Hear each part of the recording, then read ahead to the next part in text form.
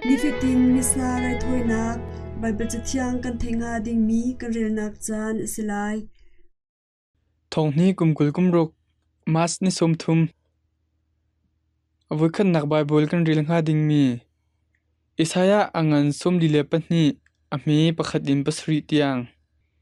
hi ka sal hi kadom thlai mi ka salasi ka thi mi achung I ka lung atling mi asi ama chu ka thon na kan ka khater I mi phunvial te chunga din na atlun ter lai a aw a khuang lai lo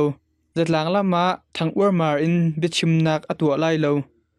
adyar thoi mi chunga khan nemte na umlai I bom tu angai lo mi kha jang fa na lai amun mi din nak kha mi vial te chunga atlun ter lai alung adong lai lo atha zong achia lai lo vlei chunga din nak kha amun ter lai lamhla bipi I a ummi ram ni achom piak nak kha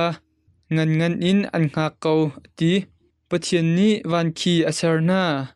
I asamna vulai le achong ni a ummi thilnung vial te kha ama ni asarna vulai chong ni a ummi vial te na kha nak le tho pek na chu boi pa pathian ni chun asal chu athoi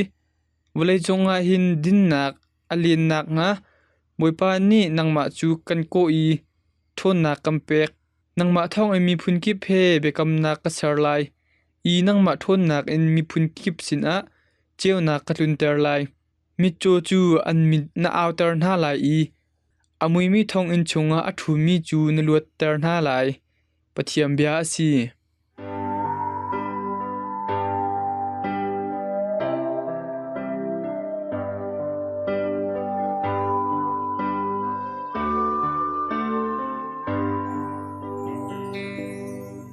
thong thabia rial nak Johan angan hlei ni ami pakhat in hlei khat tiang len tak puilan ni ruk a Jisu chu Bethany khwa a khan akal Bethany khwa chu thi nak in atho termi Lazarus khwa kha asi chuka chun zanria answer piak I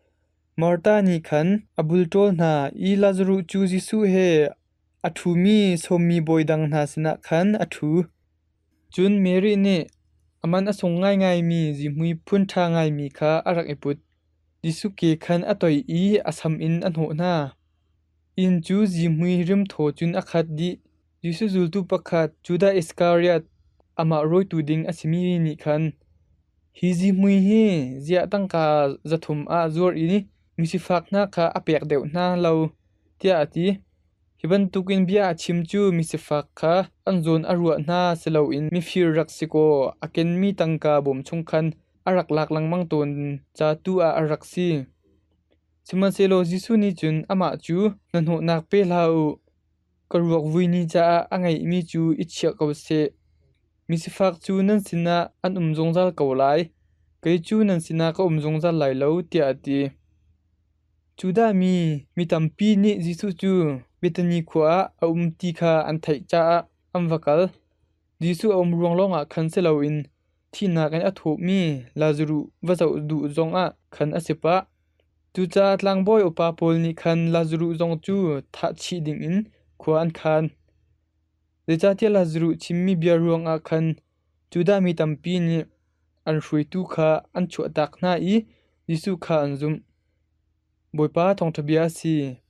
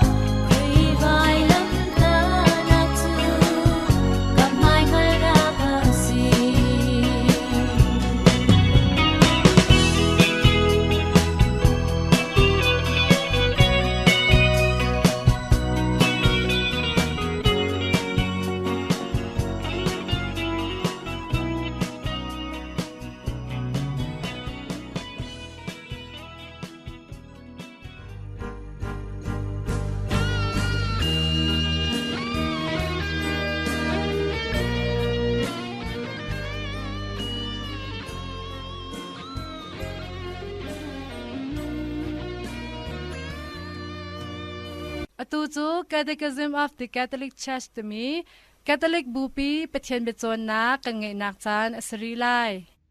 misarai thoinak I khoro har athon nak ti mi chauk chungkhan Polen tlangwal pa kong Polen ram I tlangwal pa chu nai ngai ziruang a an ram in an doi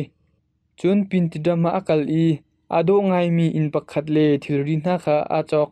ngai chedok asimi pakhat chu anoliwa azum nak ngai lo in pathian kharal chan in mai le nun nak zongjal nun nak a lo tia cha tial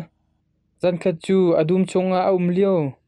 zang fa ok ngai asimi minu pakhat chu fak pi in ata kha amu I zai ronga hiban tuk in ta le ngai chet ngai in na tia a hal minu ni chun mo ka boipa